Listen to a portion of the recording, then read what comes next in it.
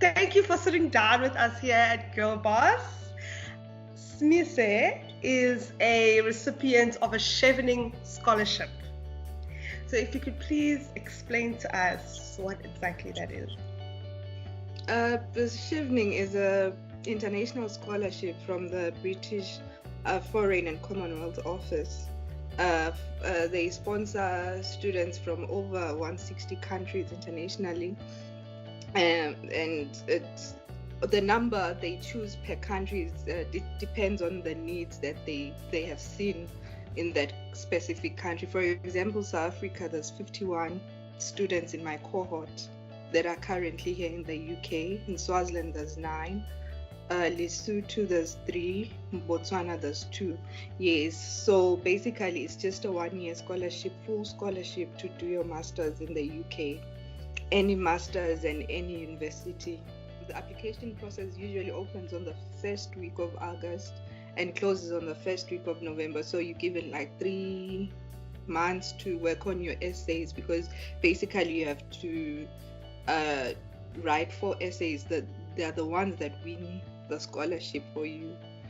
One is on leadership, one is on studying in the UK, your career prospects, and the other one is on networking, because Chevening is they emphasize networking, and when you get the Chevening scholarship, you become part of the whole Chevening alumni. Even when we are here studying, there's events that Chevening holds with the aim of further networking other students. Like each and every week there's an event all over the UK, and we have to sign up and join, but it's certain groups and stuff. Take for example, you are a politics student and you are all about decolonization. Will they still give you the scholarship then? Because you're going to England.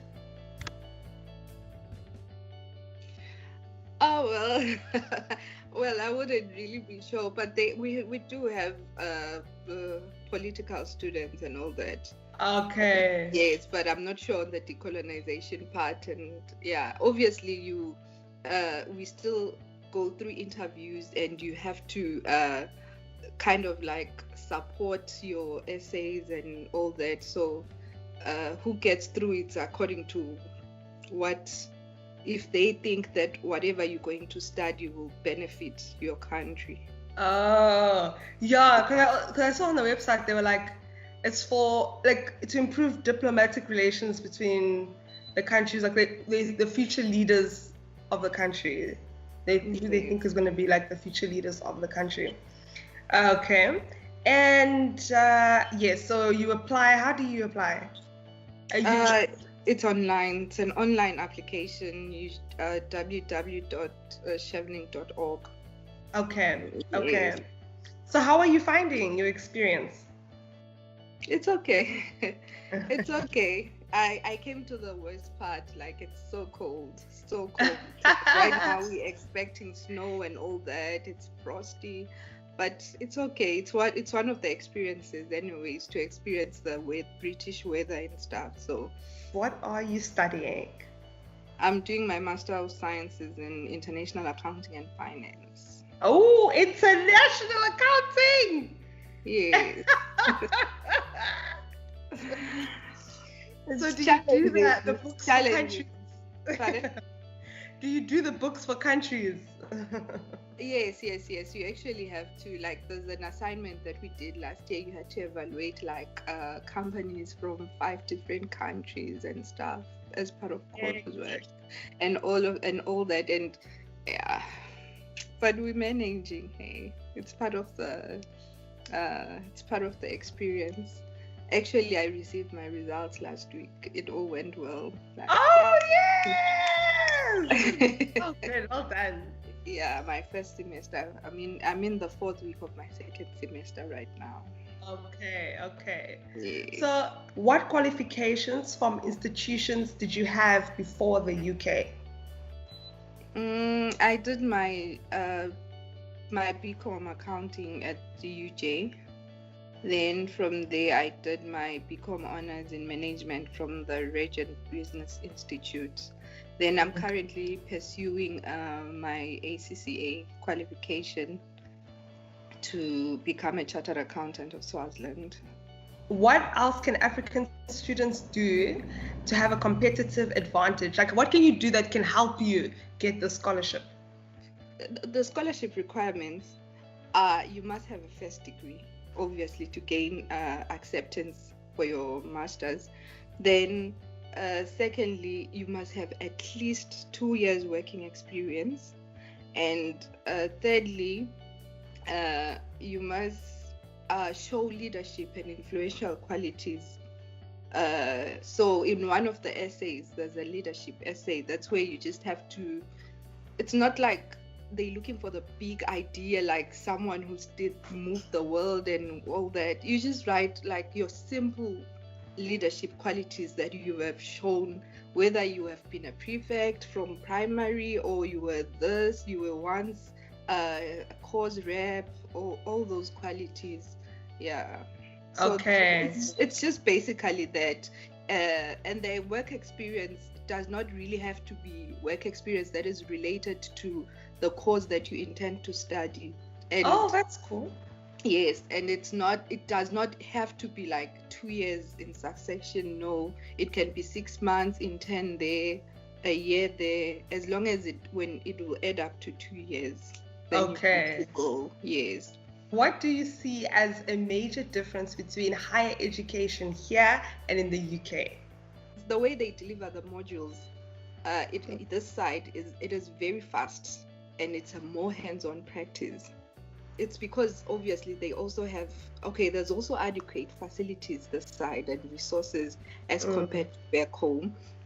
We also have access to better software packages to aid us with our library, as in with journals. Like their library softwares have the adequate information, like journals. You've got a whole range of journals that you can use. Yes. Then for research as well, and specific programs as packages according to your program as well. Then there's access to high-tech laboratories for those that are doing sciences and all that. And you've got a regular interaction with the industry. There's trips and workplace visits that you do and actually get to have a hands-on experience. Like, for example, in our school, they take us to all the way to London as accounting students to the London Stock Exchange. So we get there, we learn the real world practice and all that. Then they have highly qualified lecturers as well. And they the other thing that I've noticed is the lecturers are willing to interact with students. You see, and they give their time and their everything, as compared to Africa, where you find that the classes, it's a huge class, and you see. What was it like first arriving in the UK? Like, what were your major adjustments? The currency, the food, and the prices at the shop, and the major adjustment that I had to, in fact, it's more of a mental. I had to psych myself mentally, because when I get into shop, I would literally convert. I kept on converting, you see, in such a way that some things that I really needed, I'd leave because I'd feel like they're just too expensive. You see, after converting it to back home, you see, and stuff, until we were told that no, don't convert, you won't enjoy your life in the UK. So those were the major adjustments that we had to make. But in all, I just learned it like in two weeks. After class, I'd make sure I go to town, get a different experience that will make my living comfortable and stuff. So would you recommend studying abroad? So why or why not? Yes, I would recommend it. Like it gives one an advantage over in the markets for jobs back home. Yeah. Like I know a lot of alumni that have studied in the UK from back home. They are occupying the best positions everywhere and stuff. Actually, also the lady that's the new Minister of Investment and Trade in Botswana, she's also a Chevener.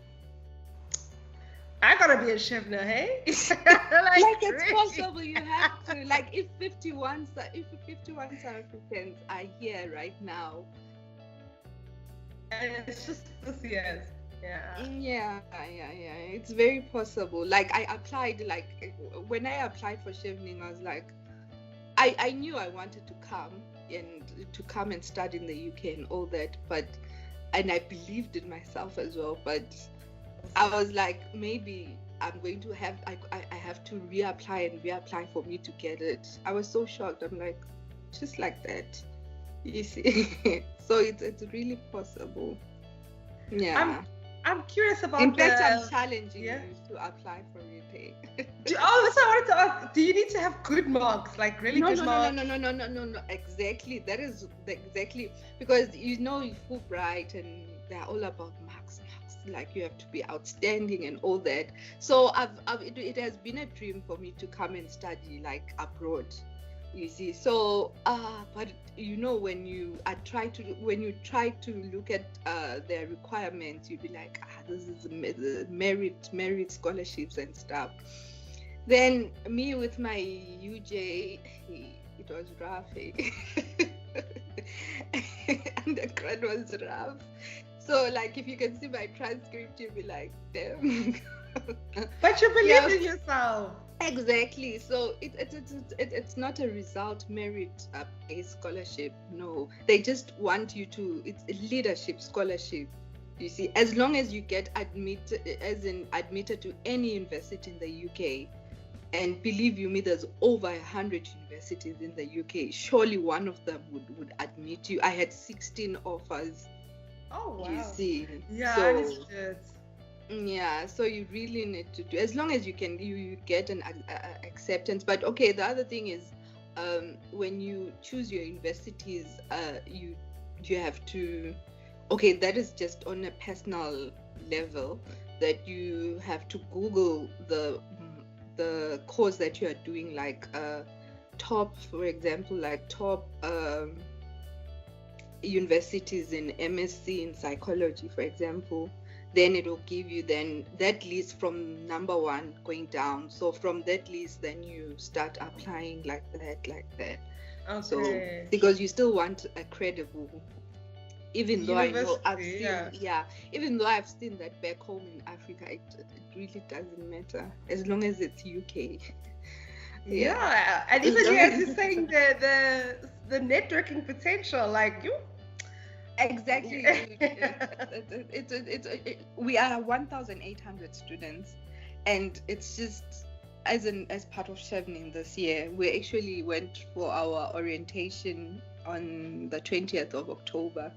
So we got to network the whole day and stuff. There's people there that are doing their third masters, they are doctors, high-ranking officials in their countries and all that. So it's really a good networking in the African context and in the international context. It's a good networking opportunity. Yeah, and you also get the opportunity to network within your universities with your lecturers, the business, as in their working environment and stuff. So it's really good. I would recommend it, actually. Does our African education give us an advantage at all, or is it at least competitive?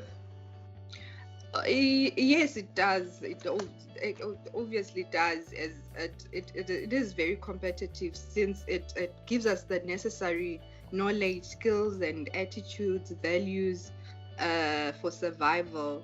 It actually forms a base, a solid foundation for us to be able to tackle any postgraduate studies in any country. So it is very competitive. When I realized when I was applying that you don't really need an honors to get admitted for your master's this side, our degree is enough. Yes. I thought you need to get an honors. So I was like, no. Our degree is enough. You get admittance to a lot of institutions. Sometimes I'd hold my honors, and I've seen other people as well. They just have degrees, and they were admitted into the top schools and stuff. Wow! I hope so that is how strong our bachelor's back home is.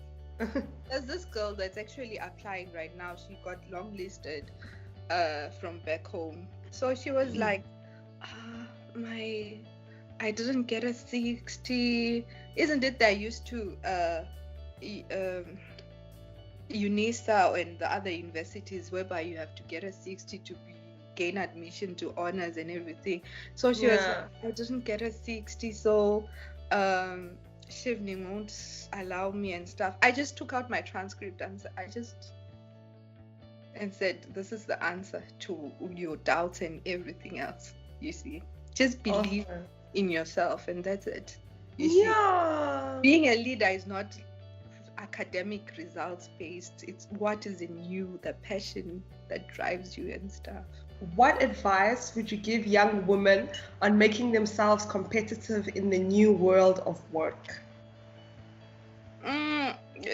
I think most of all is they should just believe in themselves and work hard. They shouldn't procrastinate. If you want something so bad, you just apply, register, go for it, and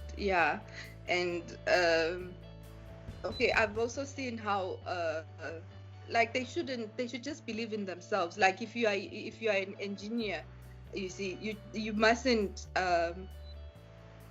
constantly be under the shade of that it's a man's job, it's what you see, you have if you went through undergrad and passed that exactly the same qualifications that the men have, you see, you can also do the job that they're doing and actually do well, even better than them. So it's basically to apply themselves and be the best that they can be. Contacts and stuff. Yes. Yeah, and don't be afraid. Yeah, it's I would say in close that coming to the UK or studying abroad, it like opens your global mindset in a lot of things. You get exposed to a lot of experiences and new cultures, networks, friends, like a certain caliber of people that you never knew that they existed.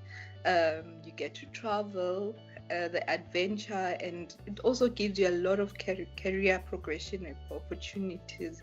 So I'd really encourage whoever that is there and is aspiring to come to as in abroad and study. Yes. Yeah, and it also like mentally one of the things that it is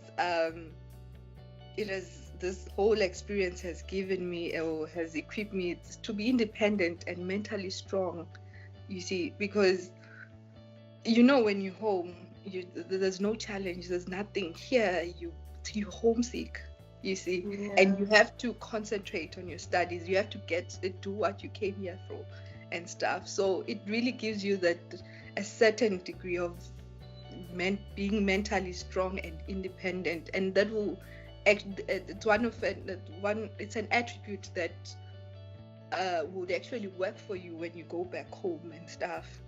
And definitely. That's basically what I would say, that it has been one of the highlighting experiences for me. And I'm sure it's nice the traveling. It's very nice, and developing all public these multicultural friendships and all that. Like it's very nice. Like right now we buried ourselves. I've buried myself for just now, but what will happen is second semester ends in in March. Then we write for 2 weeks in April. Then May we have a gap before we start our dissertation. You start your dissertation without doing, as in, when you're doing your dissertation, it's just your dissertation only. So which is over summer holidays this side. So it'll be for the whole of June to end of August. It's just dissertation stage. So, and it's summer. It's a good traveling opportunity, you see. So I'm actually looking forward to that time, since it wouldn't be much schoolwork, since it'll be just the dissertation. And in here at school, we only given like 5 meetings with our lecturers and stuff. Then from there you get I can come back home and complete my dissertation from back home. But hey, I've been home for all these years. You see, I'd rather complete it this side and get to have a bit of a work experience as well until my visa ends in January next year. So then I can go back home, because I think more over and above the academic experience and everything, I also need the work experience as well. Yes, because I need to also learn the culture and stuff. So it will really help me when I go back home. Yeah, it sounds like it will. Yeah, so awesome. Enjoy the rest of your day. Okay, thank you so much. And your lectures. I'll do so. Okay, thank you. Okay, bye-bye. Okay, bye.